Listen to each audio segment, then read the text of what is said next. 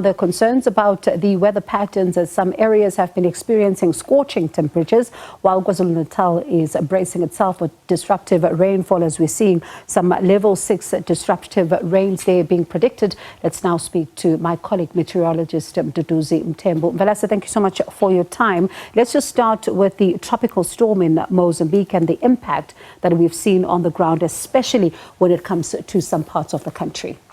Yes, Bongiwe, there was a tropical storm that made landfall last night over Mozambique in the south, and it is gradually moving further southwards to affect Maputo for tonight with heavy rainfall, strong winds and sea waves that will be very high there.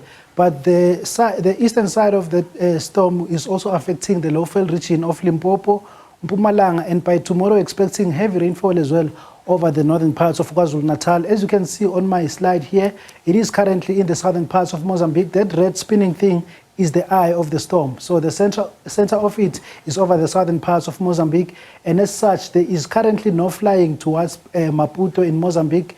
Even our flights from Johannesburg to Mozambique are currently grounded. As a result of the storm, it made landfall last night and gradually moving southwards. By tomorrow, expecting it to exit the southern coastal areas and then move into the open ocean, where it will intensify once again and become a tropical cyclone, because right now it is still a tropical storm. So is that the reason why then we're seeing the Department of Kokta in KwaZulu-Natal issuing a level 6 warning of disruptive rainfall, or is there something else that's at play there?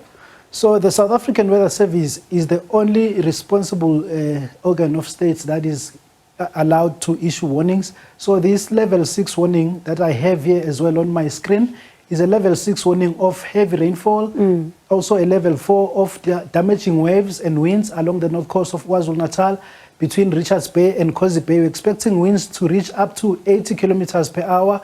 And as such, areas along the coast and the adjacent interior will feel the effects of the storm with high waves as well. Storm surge is expected there.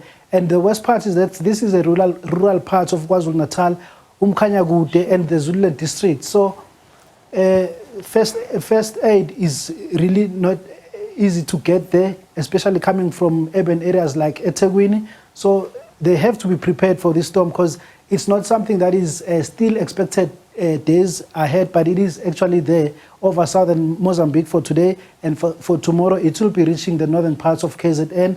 So a level 6 warning, meaning the probability of it happening is very high, and also the impact will be very severe with heavy rainfall and flooding expected there.